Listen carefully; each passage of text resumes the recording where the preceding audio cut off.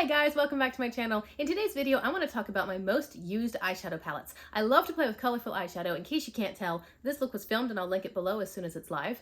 But I just love to play with color, really. So I wanted to go through my collection and see the palettes that get the most use. And it also helps me make decisions later down the line, like, should I declutter that palette since I don't use it? You know, things like that. Plus, it's just fun to look at eyeshadow palettes. So if you'd like to see that, then don't go anywhere. If you're new to my channel, hi, my name's Rachel. I love to play with colorful eyeshadow, and I upload about 3 to 4 videos a week, usually. So you might want to consider liking and subscribing to see more. All right, so I've got a little pile on my lap here, and I just am gonna work through them really quickly. I don't want this video to take forever, and I'm not going by favorites or brand or anything. They're just palettes that I saw and went, you know, I have used that one a lot lately, and that was the criteria for this video. I am going to start with Udenzai Saga Freya Cat's Breath. This palette's really pretty. I knew that I would like it right when I first saw it online. Like, I just knew that I would love it. I love this strange color story of blues and oranges.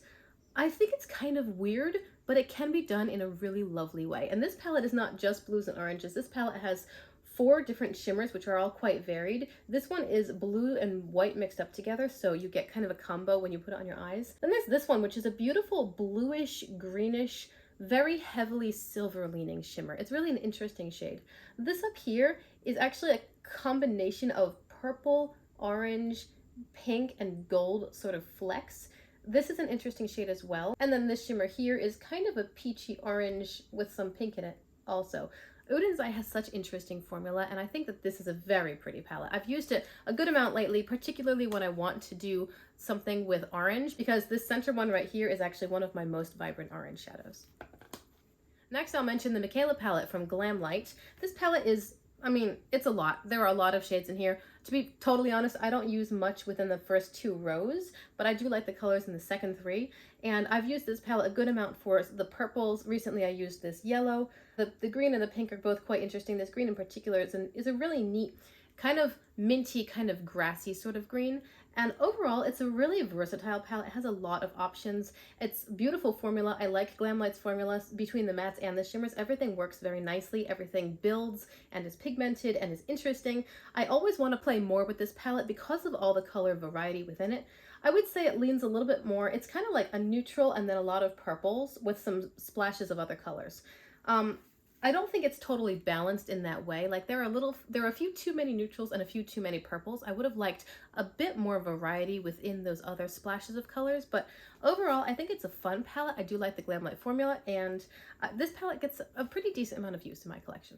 Next, I'll talk about Colourpop, the Limoncello palette. It is so funny because I recently featured this palette in a video where I was talking about palettes which I regret buying, and some people were a little upset by that because this is a favorite for many people.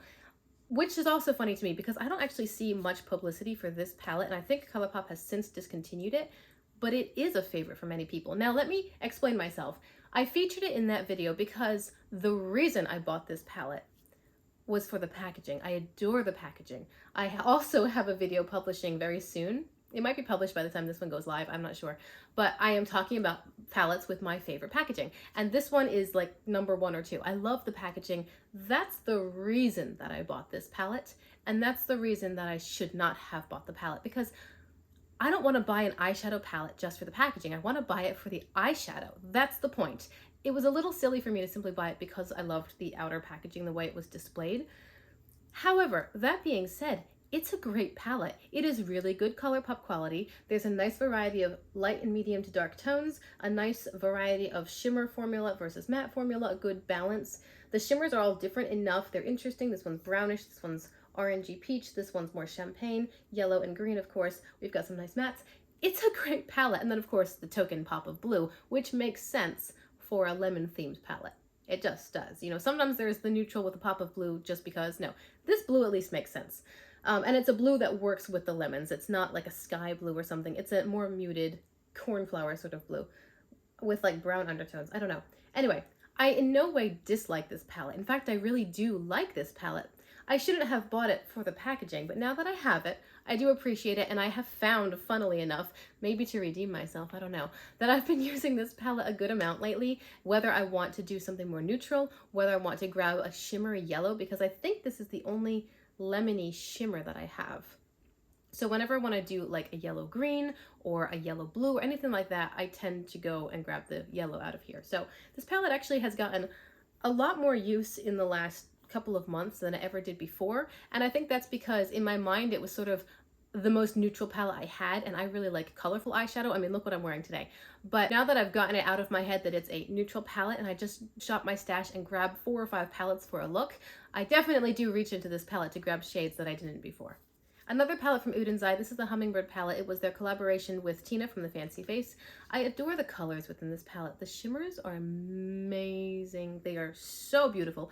None of these are topper shades. All of them are in your face, bright, vibrant, pigmented. What you see is what you get shadows, and I love them. I love them. I love the performance. I love the durability. I love how clearly they show up on your skin. They're smashing. Beautiful palette. I love the variety. It can be a little bit intimidating because it's kind of hard to do a one and done sort of look from this palette, at least with my aesthetic preferences, because there aren't that many mattes. There are 1, 2, 3, 4, 5 mattes. It's definitely shimmer heavy, and the mattes that you have don't, except for the 2 blues or perhaps the purple and blue, they don't really work together. Like, it would be difficult to create a cohesive look where you pair this matte with this matte, or this matte with this matte, or whatever. It's just, it is a little bit challenging to get a full look out of this. I have done it, and I think I could do it more if I were to do the purple and blue and have a lot of fun.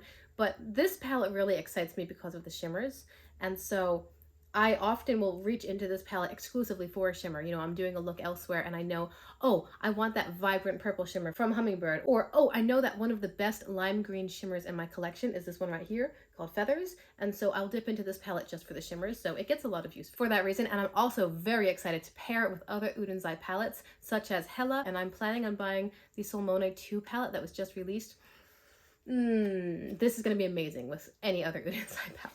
Next is the Ace Beauté Flair palette. This is the old formula, but that doesn't really matter. I love the color story of this palette. This palette to me is very inspiring. It has so many different options within colors, but they all work together where you could get a look using this row right here. You could use this weird lemony green with a darker green and blues, and that would be beautiful. Or you could use this acid green with this more mustardy yellow and then go warmer and pair it with the browns and the reds. Or you could go really bright with the saffron shade here and pair it with the purple and get a very interesting look. Then you could go more neutral with the browns. You could go more soft with these purple, like this soft lavender and the soft purple shimmer over here. Or you could go like fiery and pair these 2 colors together. You could go cool toned oceany breeze with these colors. Everything about this palette makes me smile. Even the formula, the old formula within this palette doesn't really bother me. I think that the color story is beautiful and interesting and varied and inspiring, and I actually have used this palette multiple times, sometimes with other palettes to complete a look, sometimes by itself, and I always like the end result.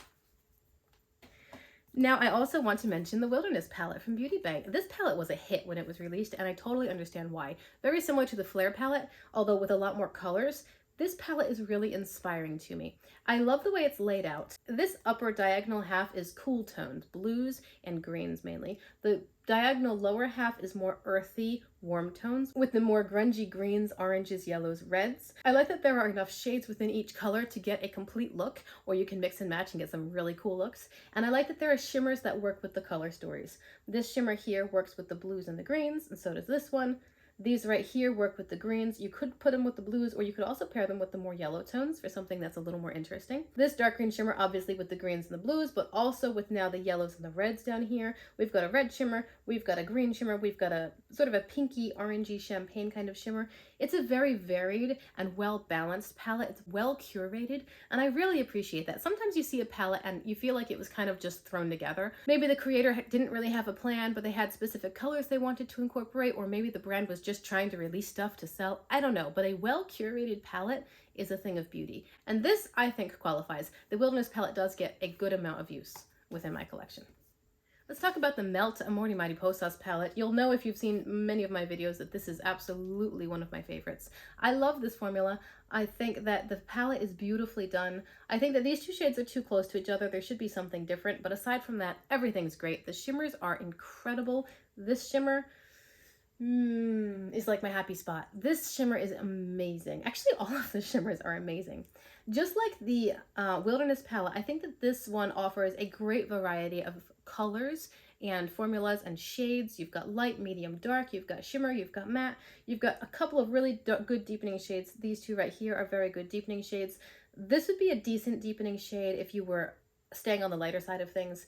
And then you've got shimmers that work within the colors. You've got these beautiful, interesting blue greens, and then a lovely teal shimmer here. You could go neutral, you could go cool tone, you could go warm tone, purple, you could go orange, red, gold. It is a very beautiful palette, and just like the Wilderness, I think it's well curated. Like, they sat down and really thought about how they wanted this palette to be laid out in a way that makes sense and feels exciting to the consumer, and I look at it and I get all kinds of ideas. That's what I want for my eyeshadow palette. I want to be inspired when I see it because it gets me like, oh yeah, this is gonna be fun. Whereas sometimes you look in a palette and you go, man, I just don't know where to start or what to do. I don't like that feeling. So I want my palettes to be visually interesting, well-balanced, and things that inspire me to be creative and kind of reach out of my comfort zone and do something neat. And then finally, let's talk about the Hella palette from Udenzai. This is their penultimate release. They just released a new one, which is gorgeous.